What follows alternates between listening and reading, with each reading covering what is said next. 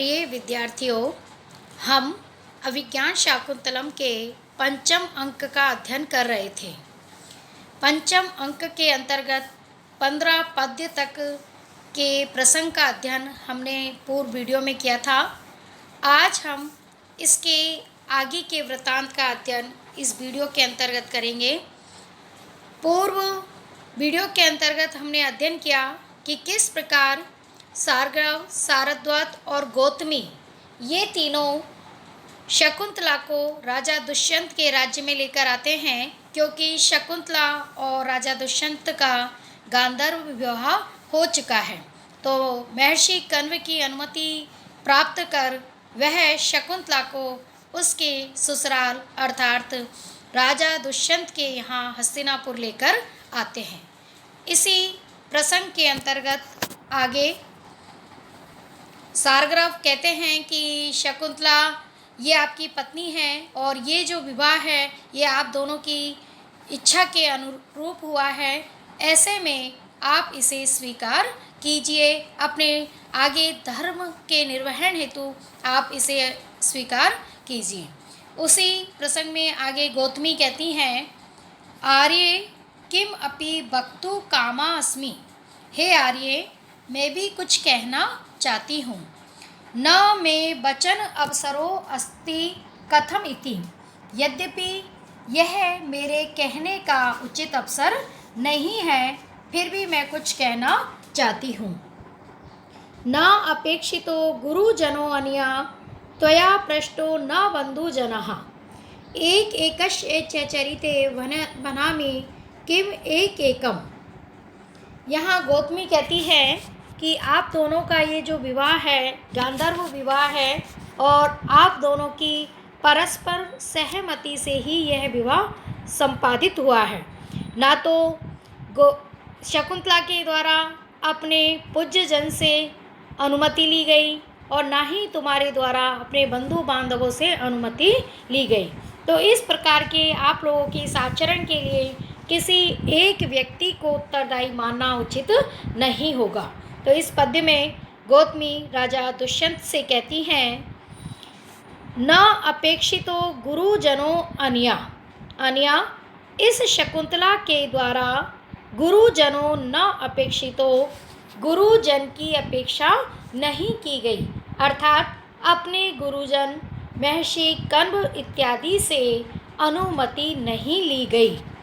त्वया पृष्टो न बंधुजनः, और तुम्हारे द्वारा भी अपने बंधु बांधवों से नहीं पूछा गया। अर्थात जब आप दोनों ने गांधर्व विवाह किया तो उस समय ना तो शकुंतला के द्वारा अपने गुरुजन से अनुमति ली गई और ना ही तुम्हारे द्वारा तुम्हारे बंधु बांधवों से अनुमति ली गई। अतः एक एकस्य च चरिते वनामि किम एक एकम। इसलिए परस्पर एक एकस्य चरिते दोनों के इस आचरण पर एक एकम अलग अलग प्रत्येक से मैं किम भनामी क्या कहूँ, यानी आप दोनों के इस आचरण पर, इस व्यवहार पर मैं प्रत्येक को क्या कहूँ। अर्थात आप दोनों ही अपने इस विवाह के कारक हैं। अतः आप दोनों को इस विवाह को प्रेम पूर्वक स्वीकार करते हुए आगे अपने कार्य को गति प्रदान करनी चाहिए, अपने धार्मिक कार्य इत्यादि को संपादित करना चाहिए, क्योंकि इस विवाह में यह आपका पारस्परिक गांधर्व विवाह प्रेम विवाह है, जिसमें कि किसी के द्वारा अपने पूज्य जन से अनुमति नहीं ली गई है और यह व्यवहार देखा जाए तो स्वेच्छाचारी आचरण है। फिर भी आप दोनों समान रूप से दोषी हैं, इसलिए परस्पर एक दूसरे से कुछ कहा जाना, एक को उत्तरदायी मानना उचित नहीं होगा। इसलिए अब अपने दायित्व का निर्वहन करें। शकुंतला आत्मगतम अपने मन में विचार करती है, किम नु खलु आर्य पुत्रो भणति। अब देखते हैं आर्य पुत्र क्या कहते हैं। राजा किम इदम उपन्यस्तम। राजा कहते हैं ये मेरे सामने क्या रख दिया गया है। चूँकि राजा दुर्वासा ऋषि के शाप के कारण शकुंतला को पूर्णतया भूल चुके हैं। इसलिए जब तपस्वी ऋषि को शकुंतला को लेकर राजा दुष्यंत के यहाँ पर पहुँचते हैं और कहते हैं कि ये आपकी विवाहिता स्त्री है, आप इसे स्वीकार कीजिए, तो राजा उसे पहचान नहीं पाते हैं और कहते हैं कि ये मेरे सामने आप लोगों ने क्या उपस्थित कर दिया है। शकुंतला आत्मगतम अपने मन में राजा के इस कथन को सुनकर के सोचती है, पावकः खलु वचनोपन्यास है।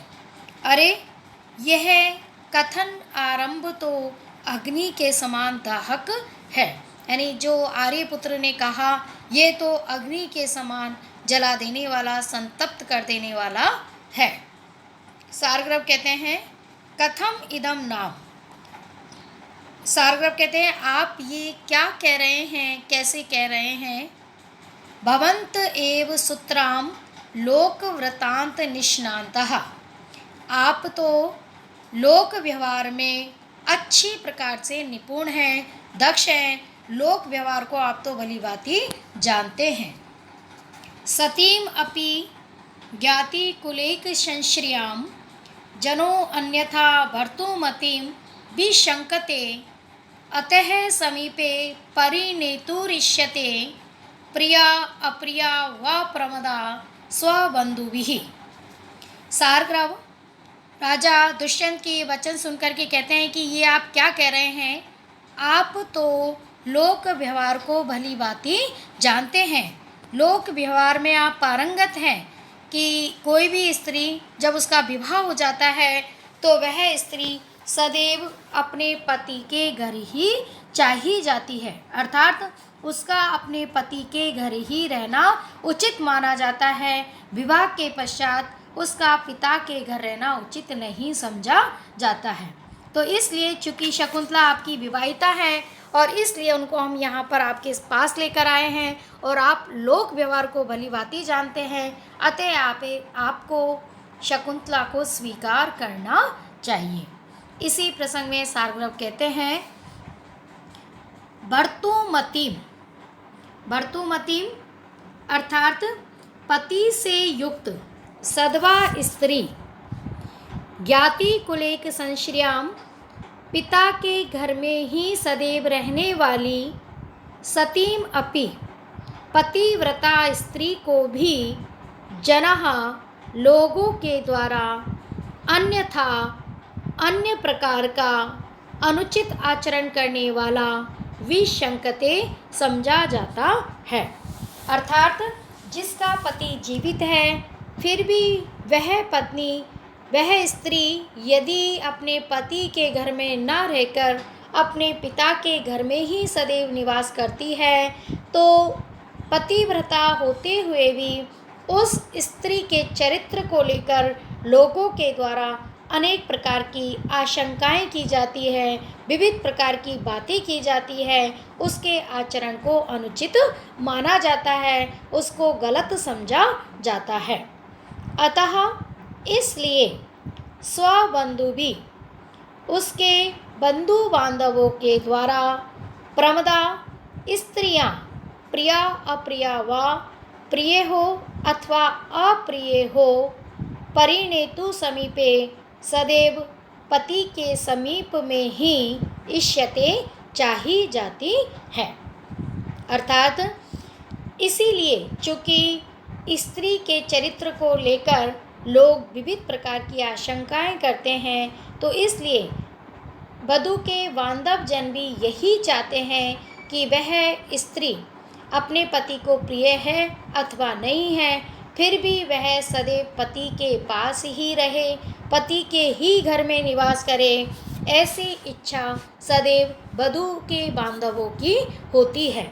इसलिए चूँकि शकुंतला से आपका गांधर्व विवाह हुआ है और आप इसे लेने नहीं पहुंच पाए तो इसलिए महर्षि कण्व के द्वारा आपके पास शकुंतला को भेजा गया है, क्योंकि लोक व्यवहार भी यही कहता है कि चाहे कितनी ही सती साध्वी स्त्री हो, यदि विवाह के बाद वह अपने पति के घर रहती, पिता के घर रहती है तो उसके चरित्र को लेकर लोग विविध प्रकार की बातें बनाते हैं, लोग उसके चरित्र पर दोषारोपण करते हैं। इसलिए सदैव युवती के बंधु बांधव यही चाहते हैं कि वह चाहे अपने पति को प्रिय हो अथवा न हो, फिर भी वह सदैव अपने पति के पास ही निवास करे। राजा किम चे अत्र भवती मया परिणीत पूर्वा, क्या इन देवी के साथ मैंने पूर्व में विवाह किया है? शकुंतला सविषादम, विषाद पूर्वक आत्मगतम, अपने मन में कहती है, हृदय सांप्रतम ते आशंका, हे हृदय अब तुम्हारी आशंका उचित है। सारग्रव किम कृत कार्ये द्वेषो धर्मम प्रति विमुखता कृत अवज्ञा। सारग्रव राजा से कहते हैं कि हे राजन, किम क्या कृत कार्य किए गए कार्य के प्रति द्वेषे आपको अरुचि है, धर्म प्रति विमुखता या फिर आप धर्माचरण से मुख मोड़ रहे हैं, कृत अवज्ञा या फिर किए गए कार्य का आप जानबूझकर अनादर कर रहे हैं। जब राजा शकुंतला को पहचानने से इनकार कर देते हैं, मना कर देते हैं, तो वह सारग्रव कहते हैं कि क्या आपकी किए गए कार्य के प्रति अरुचि उत्पन्न हो गई है, या आप धर्म से विमुख हो रहे हैं, या फिर किए गए कार्य का जानबूझकर आप अनादर कर रहे हैं। राजा कहते हैं, कुतो अयम असत्य कल्पना प्रश्न है, यह प्रश्न तो दूषित कल्पनाओं पर आश्रित ये प्रश्न कैसे उपस्थित हुआ। सारग्रव कहते हैं, मूर्छन्ति यमी विकाराः प्रायेण ऐश्वर्यमत्तेषु। अमी विकाराः, यह मनोविकार, ये दोष प्राय ऐश्वर्यमत्तेषु, वैभव के गर्व से गर्वोन्नत व्यक्तियों में प्राय मूर्छन्ति, बढ़ते रहते हैं, उत्तरोत्तर वृद्धि को प्राप्त करते हैं। राजा जब ये कहते हैं कि ये आप क्या कह रहे हैं, तो सारग्रव उत्तर देते हुए कहते हैं कि प्राय जिनके पास प्रचुर धन संपदा होती है, वैभव होता है, ऐश्वर्य होता है, उन व्यक्तियों में इस प्रकार का मनोविकार प्राय बढ़ जाता है, इस प्रकार के मनोविकार प्राय उत्पन्न हो जाते हैं। यही कारण है कि आप शकुंतला को पहचानने से मना कर रहे हैं, और जो आपने शकुंतला के साथ गांधर्व विवाह किया है, आप उससे भी इनकार कर रहे हैं। तो ये सब आपके धनाढ्यता के अहंकार का परिणाम परिलक्षित हो रहा है। राजा कहते हैं, विशेषेण अधिक्षिप्तो अस्मि, यह तो मैं आप लोगों के द्वारा अत्यधिक तिरस्कृत कर दिया गया हूँ, मेरा तिरस्कार किया जा रहा है। गौतमी कहती हैं, जाते पुत्री मुहूर्तम माँ लजसु, हे पुत्री थोड़ी देर के लिए लज्जा मत करो। अपनेश्यामी तावत ते अवगुंठनम, अपना मैं तुम्हारा घूंघट हटाती हूँ ताकि ततस्त्वां भर्ता अविज्ञास्यसि, जिससे कि तुम्हें तुम्हारे पति पहचान जाएंगे। इति यथोक्तम करोति, ऐसा कहकर वह वैसा ही करती है। यानी गौतमी शकुंतला के मुख पर जो घूंघट पड़ा हुआ है उसे हटा देती हैं, और उसके बाद राजा शकुंतलाम निर्वर्ण्य, शकुंतला को देखकर आत्मगतम, अपने मन में सोचते हैं, इदम उपनतम एवं रूपम अक्लिष्ट कांति प्रथम परिगृहीतम स्यात् न वेत्यव्यवश्यन भ्रमर इव विवाते कुंदम अंतस्तुषारम न च खलु परिभोक्तुम न एव शक्नोमि हातुम। राजा शकुंतला को देखकर चकित हो जाते हैं, लेकिन वो पहचान नहीं पाते हैं, और शकुंतला के अद्भुत सौंदर्य को देखकर राजा के मन में जो विचार उत्पन्न हो रहे हैं उनका वर्णन यहाँ इस पद्य में किया जा रहा है। गौतमी के द्वारा जब शकुंतला के मुख से घूंघट को हटा दिया जाता है, तो शकुंतला को देखकर उसके हृदय में क्या भाव उत्पन्न होते हैं वह यहाँ वर्णन किया जा रहा है। राजा कहते हैं, एवं उपनतम, इस प्रकार प्राप्त हुए, इदम अक्लिष्ट कांति, इस निर्दोष शोभा वाले, रूपम सौंदर्य को, अर्थात इस अनुपम सौंदर्य से संपन्न युक्ति को, प्रथमम पहले, परिगृहीतम स्यात्, मैंने इसके साथ विवाह किया, न वा अथवा नहीं किया, अव्यवशन, ऐसा निश्चय न कर पाता हुआ मैं, विवाते प्रातः काल में, अंतस्तुषारम, अंदर, तुषारम ओस से परिपूर्ण, या अंदर जिसके ओस भरी हुई है, ओस से परिपूर्ण, कुंदम, कुंद के पुष्प को, भ्रमर इव, भ्रमर के समान, न च खलु परिभोक्तुम, न तो मैं उपभोग ही कर सकता हूँ, न एव हातुम शक्नोमि, और ना ही मैं त्याग सकता हूँ।